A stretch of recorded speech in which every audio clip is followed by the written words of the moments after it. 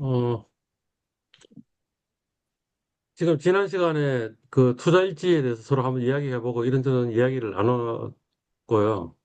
혹시 투자 일지 서로 이야기 나누면서 뭔가 생각난 게 있으면 그 투자 일지 그 글에 대댓글로, 그죠? 대댓글로 해가지고 메모 같은 걸 좀 남겨두시는 것도 좋은 것 같아요. 네, 음. 네. 어, 오늘은 투자 일지가 좀 너무 시간을 많이 끌었다는 생각이 좀 들긴 듭니다. 어, 우리 지금 뭐부터 해야 됩니까?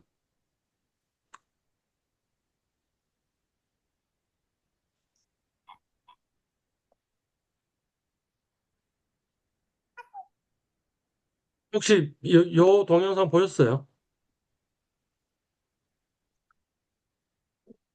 어떻게 작년에 그 할게 맞습니다. 네. 숙제가 있었고 숙제 설명하는 그런 동영상인데 혹시 보셨나요? 두 분? 저 약간 좀 빠르게 이렇게 봤습니다. 네. 그 박상수님은요? 숙제 설명하는 동영상이요? 응? 숙제 PHW 작년에 PHW 설명한 동영상. 그거는 안 본 것 같습니다. 예, 그 지금 이 동영상 듣고 계시는 모든 분들이 이 PHW 동영상을 좀 보셨으면 좋겠습니다. 예. 요번에는 특별히 그걸 숙제로 내지는 않을 건데, 그리고 그 동영상을 좀, 생성 AI로 요약해 달라고 하니까 이렇게 요약을 해준 것 같아요. 근데 이제 작년에는 이런 숙제들이 네 번이 있었다는 거죠. 네 번 있을 거예요. 네. 첫 번째 숙제는 뭐냐면 그냥 매매를 한번 해보자라는 거였습니다. 그래서 아무 종목이나 매수했다가 매도해가지고 손익계산을 해보자. 할 때 주문이 두 가지 있는데 하나는 시장가 주문하고 또 하나는 지정가 주문이 있는데 시장가 주문은 그냥 시장가로 주문을 내면 그냥 바로 체결되는데 대신에 가격이 약간 불리할 수 있고요. 지정가 주문은 원하는 가격에 체결되지만 가격이 합치되는 가격이 없으면 이제 지연이 되기도 하고 어떤 경우에는 운이 나빠가지고 미책이 될 수도 있다라는 그런 단점이 있어요.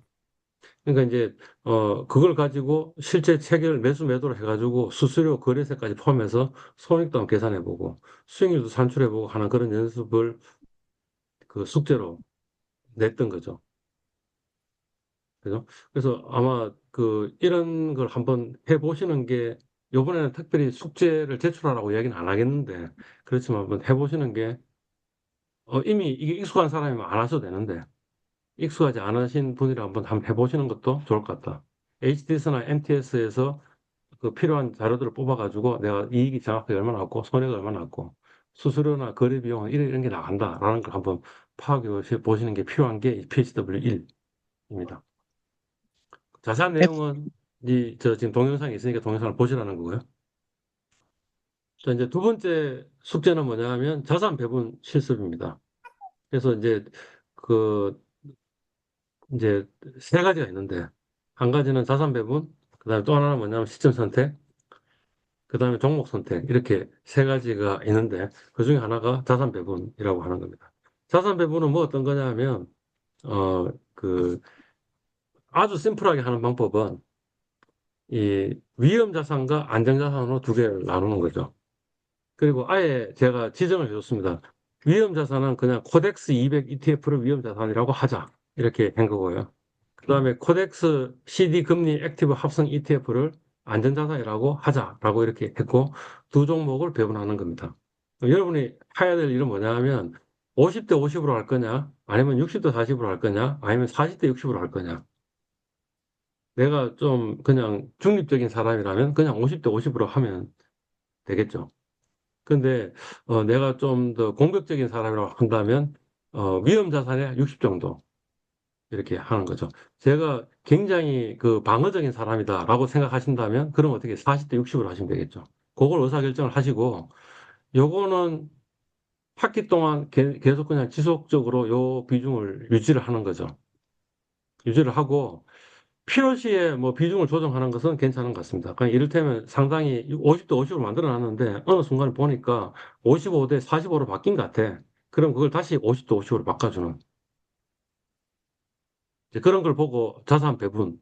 이라고 이야기를 하고요. 자산 배분의 아주 심플한 폼입니다. 그래서 지금 이미 1억 원을 거의 다 쓰신 것 같은데, 그러지 말고, 그 중에 일부를 좀 팔아가지고, 1,000만 원을 만들어요. 만들어가지고, 코덱스 200 ETF에 얼마 집어넣고, 코덱스 CD 금리에 얼마를 집어넣고, 그러고 나서 학기 말에 요 1,000만 원의 수익률이 어떻게 됐는지를 한번 계산해보고, 그래서 어떻게 자산 배분하는 게 좋을 것 같다라는 것을 한번 판단해보는, 그게 PHW 2번이었습니다. 작년에. 네. 예. 대략 이해 가시죠? 네. 네. 세 번째는 뭐냐면 시선 선택입니다. 그러니까 시선 선택은 뭐냐 하면 앞으로 가격이 올라갈까 떨어질까 이런 겁니다. 그래서 만약 가격이 올라간다고 생각하면 1,000만 원을 코덱스 200에다가 몰빵하는 겁니다.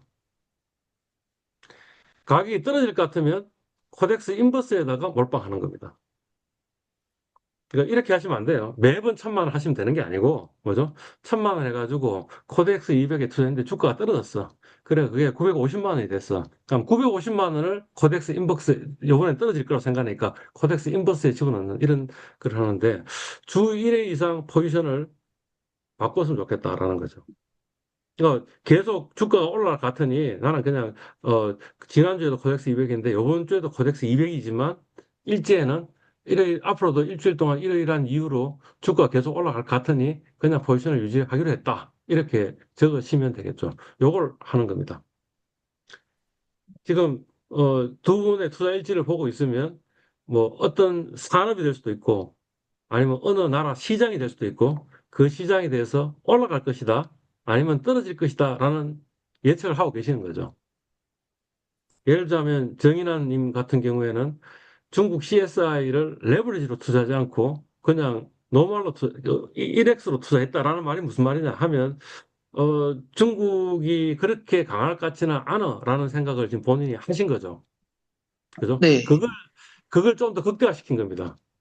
뭐 떨어질 것 같으면 인버스를 사고 인버스 가는 게 이 주가가 1% 올라가면 얘는 1% 떨어지는 거니까 올라갈 것 같으면 코덱스 200을 사는데 그거를 홀드 할 건지 아니면 다시 코덱스 인버스로 컨버트 할 건지 하는 의사결정을 적어도 일주일에 한 번 정도 일주일에 뭐 이틀 3일마다 하는 거는 사실상 힘들고 근데 일주일에 한 번 정도는 해가지고 어 그러면 우리가 지금 4주 그다음에 3달 그러니까 그럼 12번 12번 중에 12번을 다 맞추느냐 아니면 12번 중에 10번을 맞추느냐 6번을 맞추느냐 4번을 맞추느냐 이걸 좀 해보고 싶은 겁니다. 그래서 요걸 한 1,000만 원 정도 가지고 한번 해보셨으면 좋겠고요. 자, 이제 네 번째는 뭐냐면 개별 종목 투자입니다. 어, 작년에는 그냥 그러면 이제 1,000만 원 썼으니까 2,000만 원 썼잖아요. 그 나머지 8,000만 원 전부 다 그냥 10종목에 투자했으면 좋겠다라는 거고요. 어, 이게 요것도 마찬가지인데 12번에 우리 의사결정할 수 있는 기회가 있으니까 12번 중에 몇 번을 맞추는지를 체크하고 싶은 거잖아요. 그죠? 요것도 네. 마찬가지입니다. 뭐 어떤 거냐면 적어도 한 10종목 정도 이상이 돼야지. 그러면 10종목 중에 10종목을 다 맞췄다. 10종목 중에 8종목 맞췄다. 10종목 중에 4종목 맞췄다. 이게 나오겠죠. 그죠? 예. 그래서, 종목 선택 능력을 한번 검증해보자. 라는 게 취지입니다. 예.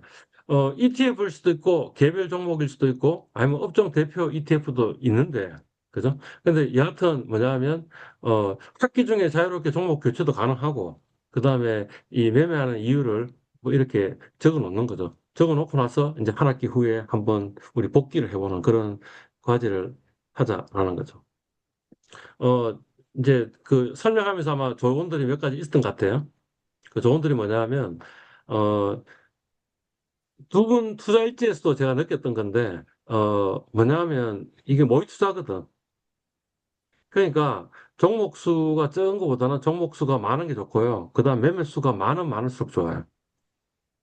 아까 정인환 님 같은 경우에는 뭐라 그러냐면, 포트폴리오의 비중을 최대한 조정하지 않도록 하는 거. 그 실제 투자에서는 그래 하시는 게 맞는데, 지금은 우리 모의 투자하는 게 손해가 없으니까 이것저것 실험을 해볼 수 있잖아요.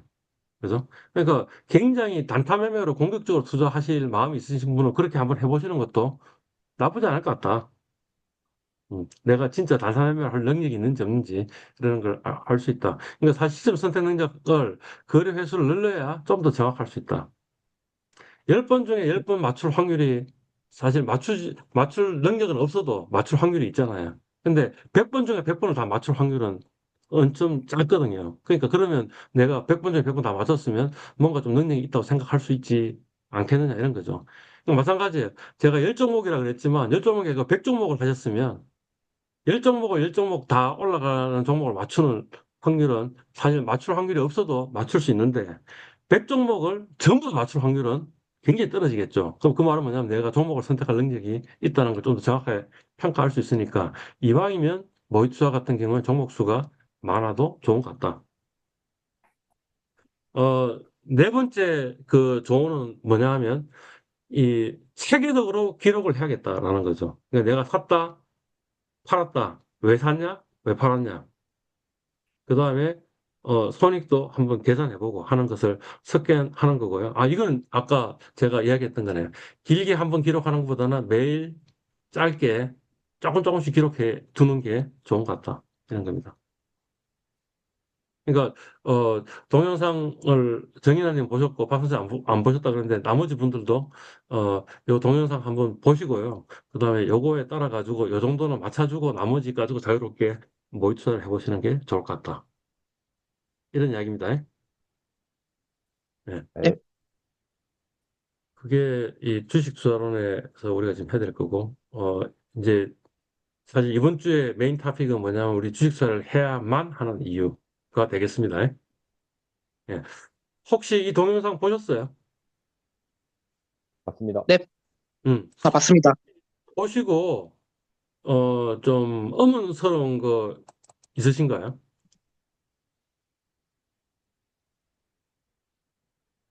질문 같은 거 있나요? 아, 저는 질문해도 될까요?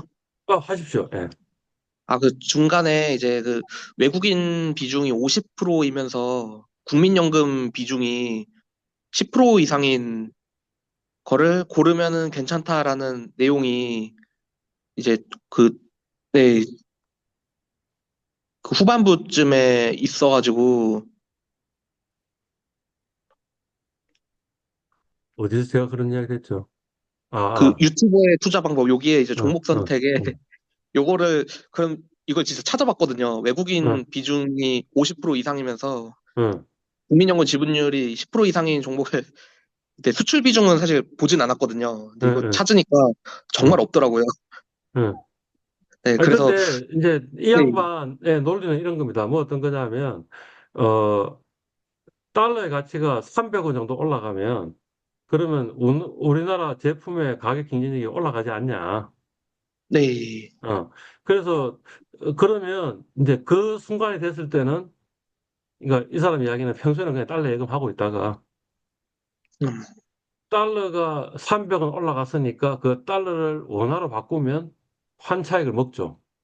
네, 그죠? 환차익을 먹고, 그러고 나서 그 원화의 이 가격 굉장히 높아졌으니까 수출주의 주가가 올라가지 않겠느냐. 그러니까 네, 수출 비중이 80% 이상이면 거의 이 회사 실적이 좋아질 건데, 그죠? 네, 네. 그리고, 그 종목이 가령 외국인 지분율이 반 이상이면 이게 글로벌 기업이라는 거죠. 그죠? 그 네, 다음에 국민연금 지분율이 10% 이상이라면 국민연금이 이 회사는 좋다고 지금 생각하고 있는 거니까 그런 종목을 투자하니까 돈이 되는 것 같더라. 라는 거를 이 유튜버가 이야기를 한 거죠. 네, 어. 그러니까 쉽게 돈 먹을 수 있는 방법 아니냐라고 이제 이 사람은 이야기를 했는데 뭐 그렇다 하니까 이렇게 적어 놓은 거죠. 네, 이런 식으로 종목을 선택하는 것도 한 방법인 것 같다. 예. 그래서 이제 네, 달러 예금을 하면 좋은데 국민연금은 그래 하는데 네, 예. 그런데 우리는 달러 예금을 하기는 좀 쉽지 않으니까 그러면 파이그 미국 달러 단기 세컨 액티브나 아니면 파이그 미국 달러 소파 이게 단기 금리인데요. 단기 금리 액티브 같은 거에다 투자를 평소에 하고 있다가 그러고 있다가 만약 원 달러가 300원 이상 올라가면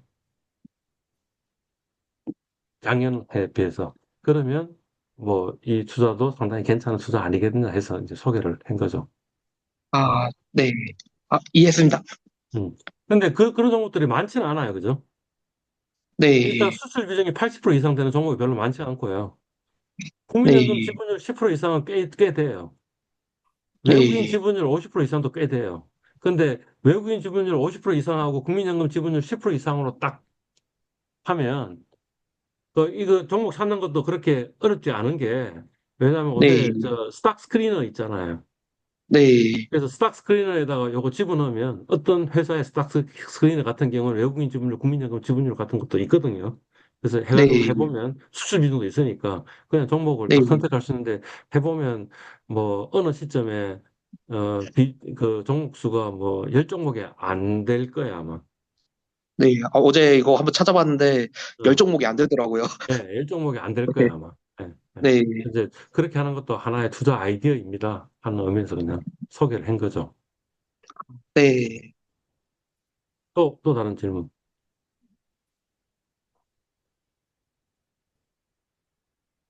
박성수님은 뭐 궁금한 거 없었나요, 혹시? 잘 그, 이해되던가요, 동영상? 네, 응, 동영상 같은 거는 다 이제 설명을 잘 해주셔가지고 이해는 응, 했는데요. 응, 그냥 제가 잘 몰라가지고 그 응, 레버리지 응, 같은 상품 있잖아요. 뭐 한 5년을 놓고 그냥 QQQ가 50%를 오른다 했을 때 응. 그러면은 TQQQ는 이제 그 레버리지만큼 더 올라가는 게 맞는 건가요? 스텝에서 이제 아니다라는 거죠. 그래서 그걸 보고 뭐라 그러냐면, 볼 드래그라 그러는데, 볼라틸리티 드래그. 근데 변동성이 있으면, 실제로는 그, 이, 자, 그러니까, 다시, 레버리지 ETF는 그 정의가 뭐냐 하면, 1수익률에 레버리지만큼 퍼포먼스를 낸다, 이런 거예요. 그러니까 QQQ가 나스닥 100을 1% 올라갔을 때 QQQ가 1% 올라가도록 만들어진 ETF잖아요. 네, 그죠? 그게 1X라고 얘기를 하고요. TQQQ는 뭐냐면 3X예요. 그러니까 나스닥이 1% 올라갔을 때, 나스닥 100이 정확하게 얘기하면, 나스닥 100이 1% 올라갔을 때 TQQ는 3% 올라가도록 만들어진 상품이에요. 근데 이 상품의 목표는 뭐냐 하면 어, 일별 수익률로 1% 올라갔을 때 3% 올라가고 1% 떨어졌을 때 3% 떨어지게 만들어 놓은 상품이지. 실제로 그렇게 하면 매일매일 올라갔다 떨어졌다 올라갔다 떨어졌다 이런 것들이 있지 않습니까? 그런 것들이 있고 그래서 그걸 1년 동안 그 전체의 그 수익률을 구할 수 있겠죠. 그러면 이론적으로 이야기하자면 나스닥 100이 100% 올라갔으면 QQQ는 100%의 1년 수익률이 나왔어야 되고 그다음 TQQ는 300%가 나왔어야 될 거 아닙니까? 그죠?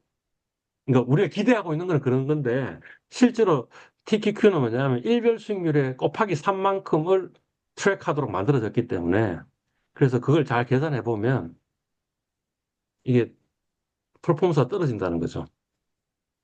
그래서 음, 레버리지 ETF는 장기 투자를 하면 안 된다라고 널리 알려져 있죠. 장기 투자를 하면 어느 순간인가 돈이 다 제로로 돼 있는 그런 일들이 벌어질 것이다. 라는 거죠. 음, 네, 예, 예. 그래서 그 그러니까 그게 그 드래그니까 밑으로 떨어지는 거잖아요. 근데 그것도 뭐냐면 변동성하고 관계가 돼 있어가지고 변동성이 굉장히 큰 종목이면 볼러티리티 드래그가 있어가지고 이 퍼포먼스가 떨어지는 그런 현상들이 벌어지는 거죠. 그래서 그 한번 이거 한번 보십시오. 그 TQQ하고 그다음에 QQQ하고 두 개를 같이 차트를 그릴 수 있어요. 두 개 차트를 같이 그리면, 그러면, 또는 나스닥 100까지 같이 해서 세 개 차트를 그리면, TQQ의 움직임은 그것들의 움직임하고는 상당히 다르구나, 라는 걸 깨달을 수 있죠. 또는 우리나라에도 코덱스 200하고, 그 다음에 코덱스 레버리지라는 그 곱하기 2잖아요. 그걸 놔둬놓고 장기 퍼포먼스를 보면 굉장히 현저한 차이가 난다라는 것을 알 수 있죠. 그렇기 때문에 레버리지 ETF를 투자할 때는 장기 투자를 해서는 안 된다라고 널리 알려져 있죠. 예. 아마 그 레버리지 ETF에 대해서는 언제 그 제가 프레젠트 할 수 있는 기회가 있을 거로 보여집니다. 음. 근데 일단은 그렇게 알고 계시면 되는 거죠. 정인환 님이 레버리지 ETF를 지금 애용하고 계시는 거죠. 네, 예. 그러니까 레버리지 ETF를 애용하신다면 사실은 3개월 동안도 보유하는 게 별로 안 좋을 수도 있어요. 네, 음. 그래서 레버리지 ETF에 투자를 하시려면 일정 그 이 수익률이 올라가거나 떨어졌을 때 정률로 아니면 일정 기간으로 뭐 매주마다 아니면 뭐 매달마다 리밸런싱 재조정이라는 것을 해주는 게 좋다고 또 알려져 있죠. 음, 네, 음. 그거는 흔히 지금 시중에 사람들이 널리 알고 있지는 못하는 이야기인데 방금 지금 제가 두 번째로 얘기한 거는 근데 그게 학계에서는 널리 알려져 있죠. 음. 업계에서는 별로 알려져 있지는 않은데 그래서 업계에서는 네, 뭐라 그러냐면 레버리지 ETF는 그냥 한 5일짜리 7일 정도 보유하고 끊어버리라라고 널리 사람들이 그렇게 인식하고 있죠. 네, 근데 그건 아니고 사실은 장기 보유해도 되는데 그렇게 하려면 재조정을 해야 된다 하는 걸 제가 언제 한번 프레젠트 하려고 합니다. 음. 네. 오케이. 또 뭐 대략 그 내용들은 끝난 거예요? 네. 음. 그 강의하고 나서 제가 좀 바꾼 거 만자에다가 빨간색으로 칠했어요. 그래서 해야만 하는 얘기예요. 아, 이게 필수 과목인 것 같다라는 거죠. 요거를 새로 집어넣은 것 같은데. 음. 어, 요게 뭡니까? 그, 지금, 저, 65세 이상 되는 사람들의 이 전체 인구에서의 비중을 나타낸 거고, 우리나라는 저, 7.5%에서 이게 몇 프로인지 모르겠네요. 하여튼 그 고령 사회를 약 10몇 프로, 13%인가? 뭐 하여튼 그죠? 하는데 17년 걸렸다는 거죠. 고령 사회에서 고령화 사회에서 고령 사회까지 가는데 17년 걸렸다. 일본은 24년 걸렸다는 거죠. 그죠? 그다음에 고령 사회에서 초고령 사회 가는데도 일본은 13년 걸렸는데 한국은 지금 7년밖에 안 걸렸고 한국이 지금 이미 이제 초고령 사회로 간 거예요. 그죠? 예. 그리고 네. 지금 이 올라가는 이걸 보니까 이때 지금 이제 이 꺾이는 것 같고 그 전까지도 계속 이 고령화되는 속도가 굉장히 빠른 속도잖아요.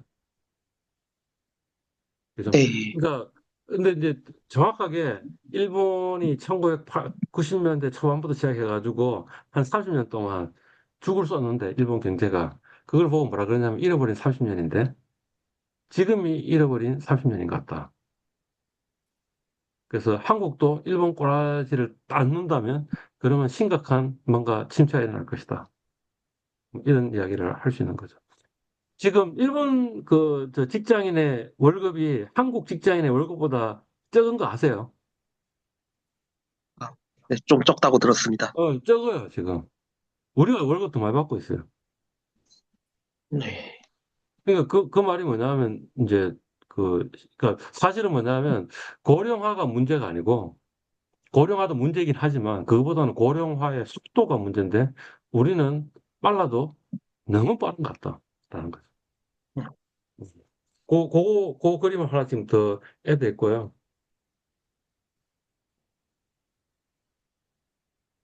나머지는 뭐 애도 한 게 없네요. 그죠?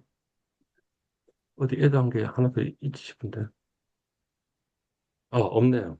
없네요. 음, 그죠? 예. 이것도 아마 이제 안에 있었던 주요 메시지를 아마 정리를 해놨을 건데요. 뭐죠?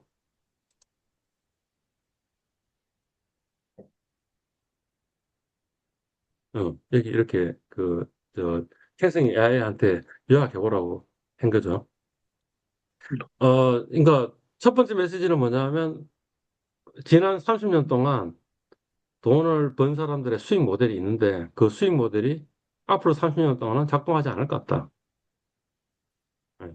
지난 30년 동안의 어떤 수익 모델을 하는 게 뭐냐 하면 금금 전략해가지고 남은 돈을 저축을 하는 거예요. 근데 그렇게 하면 돈이 쌓인다는 거죠. 왜냐하면 그 당시에 이자율은 지난 30년 동안 10% 이상의 이자율인 시대가 있었다는 거죠. 그런 목돈을 만들 수가 있었고 그 목돈을 그냥 아무 부동산이나 사면 그러면 수익률이 10% 이상이 되더라라는 거지. 예. 이 10%라는 숫자가 굉장히 중요하다 이거죠. 근데 앞으로 30년은 이 수익 모델이 작동하지 않는다. 왜냐하면 고령화되고 있기 때문에. 그 다음에 우리나라는 더 이상 예전처럼 10% 이상의 고성장을 할 수는 없다는 거지. 지금은 앞으로 성장률이 2%, 3%만 돼도 훌륭하다. 성장이 없으면 금리도 낮아진다. 그러니까 금리도 2%, 3%면 훌륭하다. 그래서 금리가 낮고 성장이 낮으면 인플레이션도 낮을 것이다. 그러니까 부동산 가격도 올라갈 것 같지가 않다. 그러니 일단 저축을 해서 목돈을 만드는 것도 불가능해졌고, 그 다음에 그 목돈 가지고 부동산 투자해가지고도 높은 수익을 올리기가 힘들어진 것 같다. 앞으로의 30년은 뭐 어떤 시대냐면 부동산이 올라가는 부동산도 있을 건데 그 올라가는 부동산은 아마 중심부일 것 같다. 주변부는 오히려 부동산 가격이 떨어지고 있다, 이미. 예. 그게 앞으로 그럴 것 같다. 이거 지금 이미 그렇다라는 거죠. 서울 또는 강남만 지금 집값이 올라가는 거지. 나머지 지역은 오히려 집값이 떨어졌다는 거죠. 현재, 지금 지난 1년 동안도 그렇다라는 겁니다. 그러니까, 앞으로 수익 모델은 뭐 어떤 거냐 하면 일단 저축활동을 정해놓고 나머지만 소비, 그러니까 근금 전략하는 거죠. 그러니까 과거의 수익 모델이 그대로 적용되는 거죠. 낭비해가지고는 안 됩니다. 그런데 그러고 나서 은행에 예금하면 안 되고 은행 예금은 2% 3%밖에 안 되니까 그게 아니고 주식 투자를 해가지고 주식 투자를 하는 것도 아무 주식 투자를 하면 되는 게 아니고 수익률이 연 한 10% 이상은 돼야 되겠다는 거지. 그 다음에 변동성은 연 10% 이하가 돼야 되는데 이게 쉽지 않다라는 거죠. 그러니까 뭔가 잘 훈련된 주식 투자하는 사람들만 이게 가능할 것이다라는 거죠. 그래가지고 목돈을 만들어요. 목돈을 만들고, 목돈을 만들면 그 중에 아무 부동산에 사면 되는 게 아니고 뭐야? 될 만한 부동산. 그리고 아마 그거는 뭐냐면 중심부일 거다라는 거죠. 서울이어야 될 거라는 거죠. 적어도 경기권이어야지 되는 거지. 서울, 경기권, 수도권을 제외한 나머지 지역에서 그런 지역을 찾기는 굉장히 어려울 것이다라는 거죠. 예. 우리가 물반 고기반이면 그래도 고기를 많이 잡을 수 있는데, 가령 이를테면 물 80, 고기 20이면 안 되잖아요. 그러니까 아마 비수도권은 물 80, 고기 20일 가능성이 높으니, 그러니 수도권에서도 뭔가 잘 선택해가지고 투자해야지 된다라는 겁니다. 그러니까 주식투자가 필수 과목인 거죠. 일단 목돈 만드는 데는 주식투자를 해야 되니까. 이런 거고요. 두 번째 메시지는 현재 상황은 뭐 어떠냐? 실제 우리한테 필요한 노후 자금을 얼마 정도 모아야 되느냐? 그리고 현실은 어떠냐? 이런 이야기입니다. 은퇴 후 우리가 30년에서 60년 정도 생존한다고 가정하면 그러면 생활비가 매월 이제 현재 물가로 한 300만 원 정도 필요한데 그러면 만약 우리 30년 동안 산다고 생각하면 그 말은 뭐냐면 60에 은퇴해가지고 90에 죽는다라고 가정한다면 그러면 한 7억 원 정도 있어야 되고요. 그 다음에 현재 물가로 네. 만약 60에 은퇴해가지고 120세까지 산다고 한다면 그러면 14억 원이 필요하고 그 돈은 뭐 어떤 돈이냐면 그냥 금융자산이 14억이 있어야 되는데 지금 현재 뭐 여러분들은 아직도 젊으니까 그렇지만 지금 은퇴할 나이에 있는 사람들 중에 14억의 주구자산을 제외한 금융자산을 갖고 있는 사람 손 들어봐 라고 하면 별로 없는 거죠. 실제 조사를 해보면 그 준비 수준이 대부분 이 목표치의 절반 이하인 것 같고요. 더더욱 문제가 되는 거는 사람들이 준비해 놓은 게 7억 원을 준비해 놓은 거지. 지금 방금 이야기했던 그 절반 이하라는 게 7억 원에 3.5억 원 정도가 준비되어 있는 거지. 14억 원은 아예 생각도 안 하고 있다는 거죠. 사실은 우리가 60년 더 살 건데, 30년 더 산다고. 60세인 사람이. 현재 60세인 사람이 60년 더 살 건데, 30년 더 산다고 생각하고 뭔가 준비를 하고 있으니까 심각한 문제가 있지 않냐라는 거죠. 어, 답은 어디에 있느냐? 뭔가 투자 수익률을, 투자 IQ를 높여가지고 투자 수익률을 높여야 된다라는 거죠. 이 저축만으로는 연 2, 3%대 이율밖에 안 된다. 이런 거고요. 그런데 실제 목표는 뭐냐면 연 평균 수익률이 10%가 된다라는 거죠. 흔히 이 문제를 사람들이 해결하려고 어떻게 해결하려고 하냐면 내가 돈을 많이 벌어서 돈을 많이 모으면 해결할 수 있지 않냐라고 생각하는데 제 이 프레젠테이션에서 했던 이야기 중에 하나가 뭐예요? 뭐 어떤 거냐면 가령 이를테면 한 3억 정도 연봉이 있는 거야. 그러면 그 사람이 1년에 한 3천만 원 정도 저축할 수 있지 않냐 이거지. 그죠? 그리고 또 어떤 사람은 뭐 어떤 거냐면 월급이 300만 원인데 한 월 30만 원 저축하는 사람이 있다는 거지.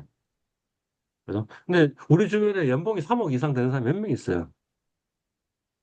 1%도 안 되거든요, 지금. 그죠? 그리고 3억 이상 되는 사람이 3천만 원 저축하고 있냐면 그렇지도 않아요.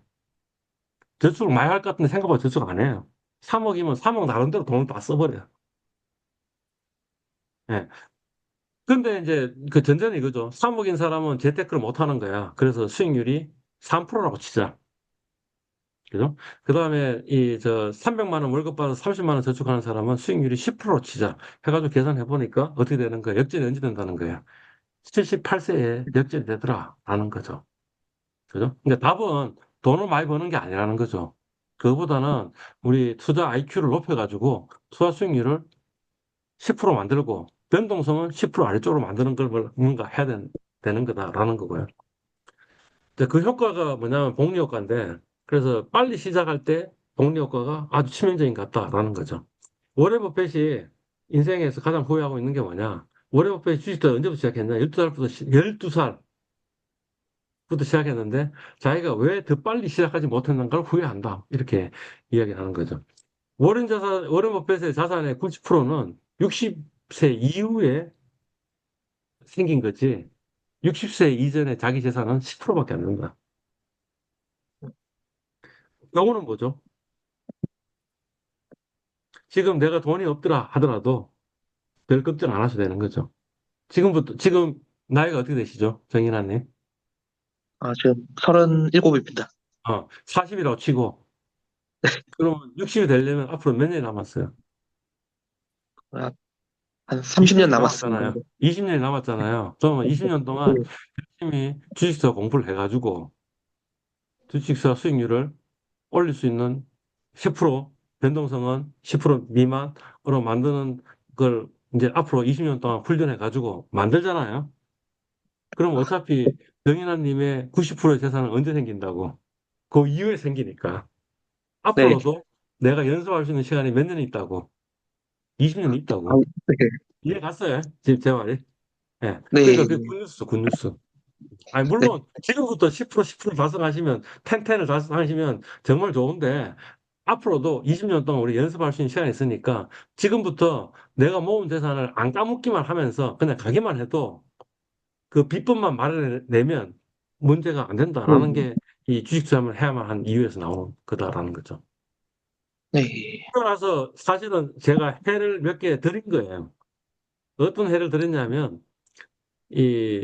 변동성을 낮추는 게 수익률을 높이는 것보다 훨씬 더 중요한 것 같고, 그죠? 예. 10% 연수익률은 나오는 것 같아. 그냥 코스피에만 투자해도 10%보다 조금 높은 것 같아. 근데 문제는 뭐냐 하면, 코스피에 투자하면 연변동성이 한 30% 정도 되더라라는 거죠. 그 30%를 네. 지금 10% 아래쪽으로 떨그트리는 게 더 중요한 것 같다라는 거고요. 근데, 약간의 지금 힌트는 준 거죠. 전혀 지금 주식 투자에 대해서 관심 없으신 분도 이것만 해도 꽤 답이 나오는 것 같다라는 거지. 왜냐하면 이 위기라는 게 10년마다 한 번씩은 있는 것 같아. 예. 97년 IMF 위기가 있을 거예요. 그 다음에 2008년 금융위기가 있을 거예요. 2020년 코로나 위기가 있을 거. 그러면 97년하고 2008년하고 차이가 11년, 그러니까 10년 아니지만 11년 차이잖아. 라는 거죠. 그죠? 그 다음에 음. 2008년하고 2020년하고 몇 년 차이에요? 12년, 10년 아니고 12년인데. 그러니까 대략 10년 간격으로 이런 일들이 벌어지고요. 이런 일들이 벌어졌을 때 어떤 일이 벌어지냐면 반토막이 나더라는 거지. 주가가. 그러면 반토막이 난 시점에 코스피 200 ETF를 사가지고 1년 내지 2년을 보유하니까 수익률이 200에서 300%고요. 10년마다 한 번씩 두 배가 나온다라고 치고 수익률을 계산해 보면 연수익률이 그러니까 평소에는 그냥 거래 하나도 안 하고 있다가 그때 그 50% 이상으로 반토막 났을 때만 사가지고 한 1, 2년 정도 보유하기만 하더라도 그래도 수익률이 두 배, 세 배가 되는데 두 배, 세 배가 되면 그러면 연수익률이 대략 한 7.8%, 9%이 정도, 8%이 정도 된다는 거지. 그러면 10% 근처까지 맞는 거 아니냐? 그리고 그 같은 경우 연변동성이 10% 아래쪽이 들어가는 거죠. 아니, 그러니까 정확하게 답은 못 찾았죠. 왜냐하면 아까 제가 7.8% 정도라고 그랬잖아요. 그 연변동성은 10% 아래쪽은 확실해요. 근데 우리 목표는 뭐냐면 10% 오버, 10% 아래. 그래서 10-10이라 그랬잖아요. 그래서 그러니까 인 것 같다. 답이 조금 나온 것 같다라는 이야기를 한 거죠. 네. 음. 문제는 뭐냐면 이런 문제입니다. 뭐냐면 내가 평소에 투자 IQ를 안 갖고 있으면 주가가 반토막이 났을 때는 공포 상황이거든요. 공포 상황에 선뜻 매수하기가 힘들다는 거죠. 제가 인간의 내가 이 파충류의 내가 있고 표류의 내가 있고 인류의 내가 있는데 우리의 인류의 내는 이때 사라고 이야기를 하고 있지만 그거보다는 어느 게 더 본능적이라고. 포유류의 내가 더 본능적인데 포유류 뇌는 지금 주식시장에 투자하면 안 된다라고 이야기하기 때문에 선뜻 그때 매수 버튼을 누르는 사람들이 별로 많지가 않다는 거예요. 이 이야기를 몇십 년 전에도 어떤 사람이 했고, 50년 전에도 어떤 사람이 했지만, 그렇지만 여전히 매수 버튼을 누르기가 힘든 거죠. 그러니까 결국에는 뭐냐, 그때 이걸 누를 수 있을 정도의 내 나름대로 이성적인 판단을 할 수 있는 투자 IQ를 만들어 놔야지만 가능하다. 또 다른 또 힌트도 드렸어요. 또 다른 힌트 드렸는데 그게 뭐냐면, 이 코스닥은 96년에 시작할 때의 수준을 아직까지도 회복 못했어요. 그러니까 코스닥에 만약 투자했으면 조진 거예요. 예. 그러니까 그 교훈이 뭐냐면 앞으로 코스닥엔 투자하지 말아라. 이냐? 아니다. 라는 거죠. 좀 더 체크해 보니까 코스닥 대형주의 성과 저조 때문에 그런 거지. 코스닥 소형 가치주는 변동성이 높기는 하지만 연 22% 굉장히 높은 수익을 보내는 괜찮은 거다라는 거죠. 그러니까 교훈은 뭐냐? 이런 거죠. 뭐 어떤 거냐면 코스닥 소형 가치주 중에 괜찮은 종목을 내가 선택할 수 있다면 그러면 연수익률을 10%가 아니고 10%보다 훨씬 높일 수 있으니 그 다음에 뭔가 좀 위험을 줄이면 변동성 약간 줄이면 그러면 텐텐도 만들어낼 수 있지 않겠냐라는 거죠. 근데 이게 그 효율적 시장 가설이라는 걸 우리 아직 안 배웠는데 효율적 시장 가설의 노션하고 맞다라는 거죠. 효율적 시장 가설이라는 게 뭐 어떤 거냐면 정보가 있으면 정보가 전부 다 주가에 반영이 돼 있어가지고 그래서 사실은 이 저 미래 주식의 가격을 예측하는 거는 거의 불가능하다라는 게 효율적 시장 가설이에요. 근데 효율적 시장 가설이 왜 성립하느냐에 대해서 이제 이야기하는 게 이런 겁니다. 뭐 어떤 거냐면 정보가 들어왔잖아. 그래서 올라가는 정보가 들어왔어. 그럼 그게 어떻게 되는 거야? 적극적으로 가격에 반영이 되는 거죠. 마치 이런 거와 똑같아요. 여의도 대로변에서 5만 원짜리 지표가 떨어져 있을까요?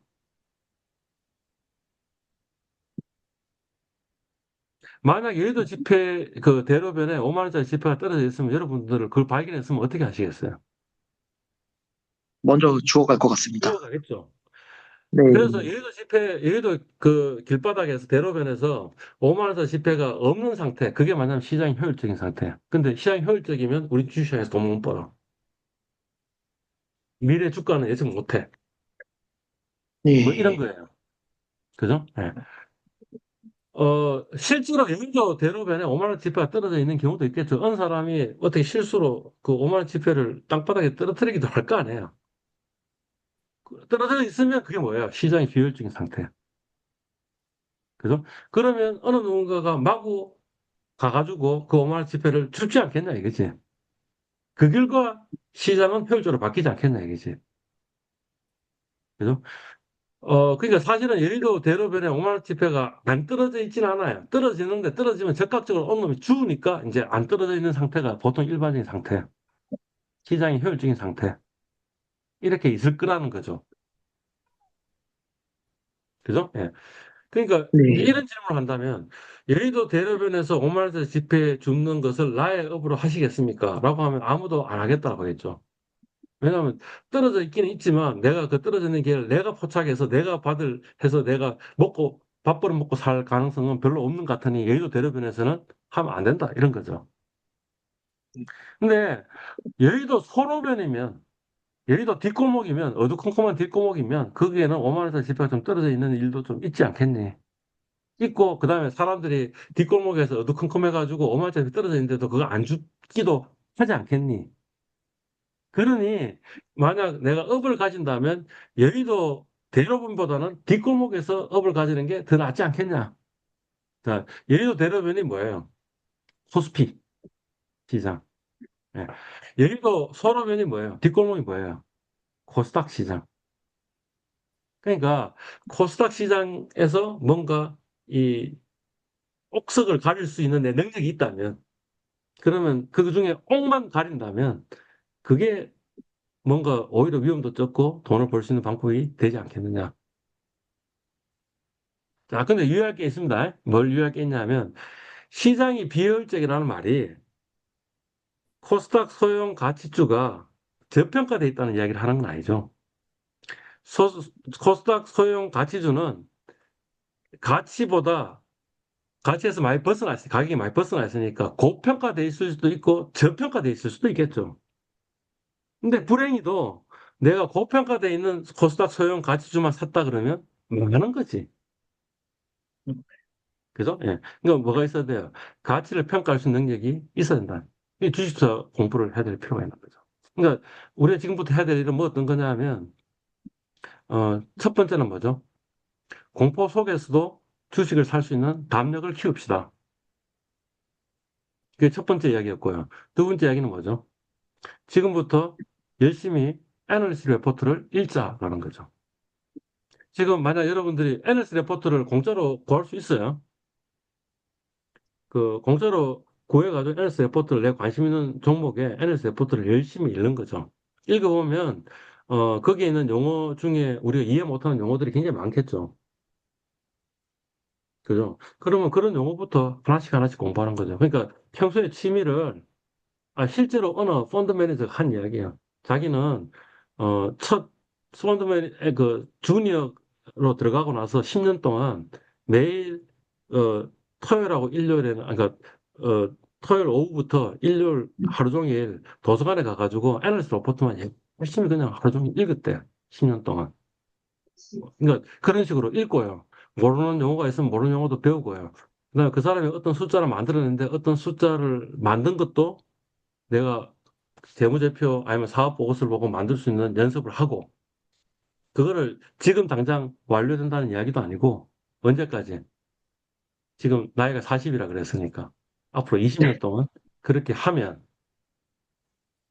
그러면 네, 코스닥의 소형 가치주 중에 억을 찾아낼 수 있지 않겠냐? 그래서 그 억에 투자하면 그러면 이제 우리 인생의 답이 나오는 거죠. 그러니까 이제 이, 이 주트론 듣고 나서 나중에도 취미로 가기 시작해 뭐냐면 애널리스트 레포트를 읽는 거예요. 근데 애널리스트는 주로 어떤 종목에 커버를 하고 있어요?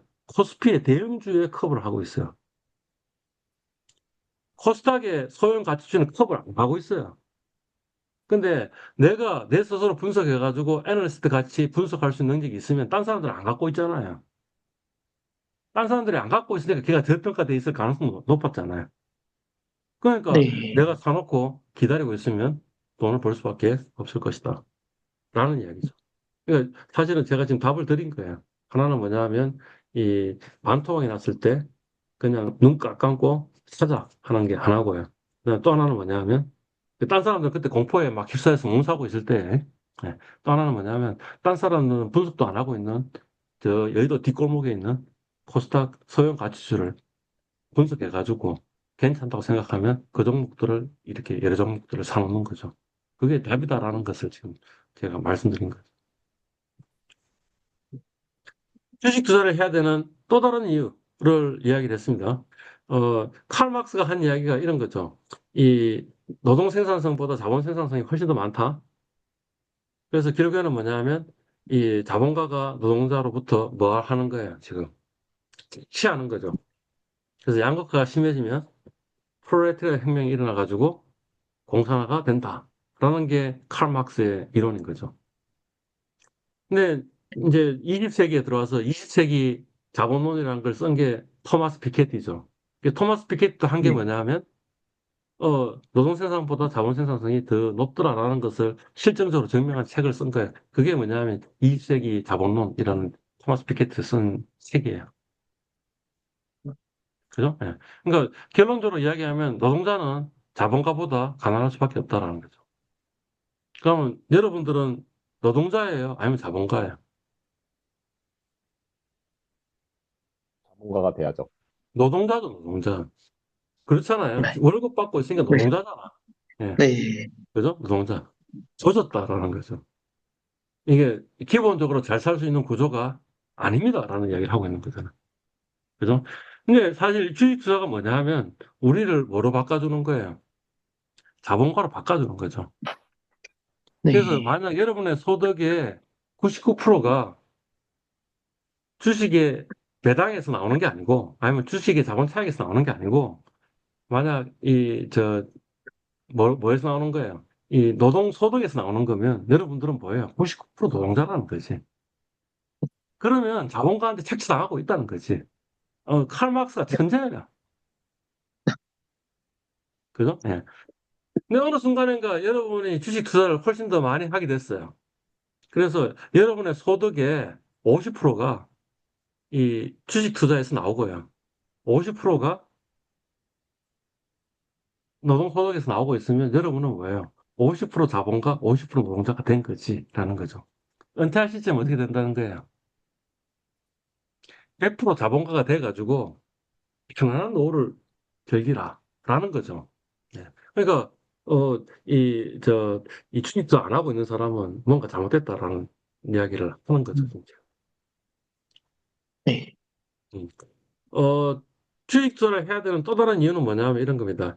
이, 지금 이제 결국에는 뭐냐면 이 투자자가 자본 배분을 하고 있는데, 그죠? 그게 뭐냐면 경영자의 자본 배분하고 동일해요. 그러니까 워렌 버핏이 하는 이야기가 뭐냐면 자기가 주식 투자할 때 이 사람은 자본 배분이라는 말을 안 쓰고 자본 배치라는 말을 쓰는데 자본 배치할 때 어떤 의사결정하는 기준이나 이 사람이 벅시스웨이라는 지주회사의 회장이잖아요. 올해까지는. 그죠? 그래서 뭐냐면 어느 종목을 사는 것도 자기의 자본 배치이고 그 다음에 어느 기업에 이 자본 배치하는 것도 자본 배치인데 두 개가 동일한 잣대로 내가 어느 기업을 인수하기도 하고 어느 회사의 주식을 사기도 한다라는 거죠. 그죠?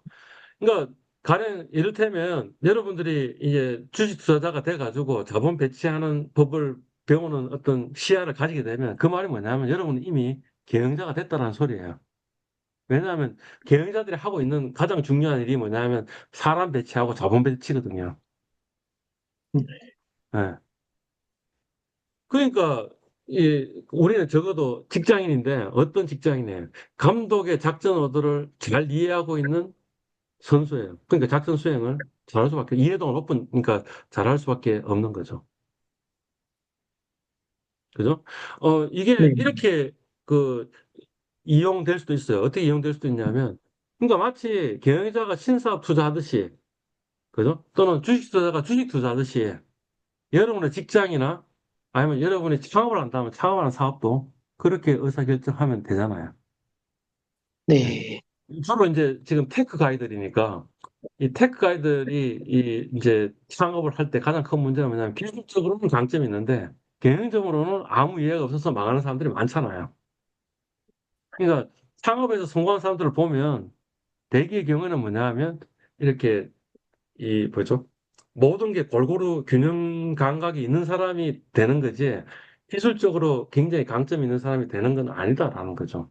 그러려면 사실 네. 경영에 대해서 이해해야 되는데 경영에서 이해되는 가장 좋은 방법이 실전으로 돈을 잃고 돈을 벌고 하면서 기업을 분석하고 그래가 경영 감각을 키우는 게 훨씬 낫지 않잖아. 예. 네. 그러니까 그렇게 생각해 본다면 사실 주식 투자가 돈 못 벌어도 상관없는 거죠. 내 회사 생활 잘할 수 있는 넓은 시야를 얻었다는 것만 해도 대단한 거 아니냐. 그러니까 이 주투는 이 저 교양 필수 과목이니까 정보과학대학원 학생들이 전부 들어야 된다. 라는 게 이제 제 주장인 거죠. 그죠? 예. 근데 이번 학기에는 지금 몇 명의 학생이 듣는 거예요? 최종적으로 지금 7명이거든요. 예. 네. 그래가지고 네. 제가 책임 실수도 인정을 못 받는 제가 그냥 시간 간소를 받고 지금 이 수업을 하게 됐거든요. 학생이 7명 그러니까 지난번에 우리 9명이 했잖아요. 근데 네. 두 분이 저 수강 취소를 했더라고. 어, 그래서 이 수업 취소 인정을 못 받아. 뭐 그런 일들이 벌어졌어요. 아니야, 이게 좀 심각한 상황인 것 같다. 이런 생각이 들죠. 우리 지난 시간에 얘기했던 것처럼 뭐죠? 이 주식 투자에서 사람들이 코인 투자 도거 아니냐라는 생각이 물씬 나는 거죠, 지금. 음, 뭐 그런 생각이 듭니다. 이게 이제 지난 시간에 했던 내용이고요. 혹시 뭐 또 지금 방금 제가 정리했던 거 가지고 생각해 보시니까 좀 더 뭐 궁금한 거 있으신가요?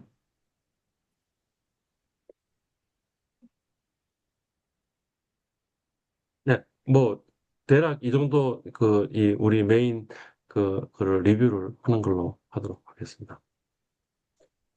마찬가지로 한 10분 쉬고요.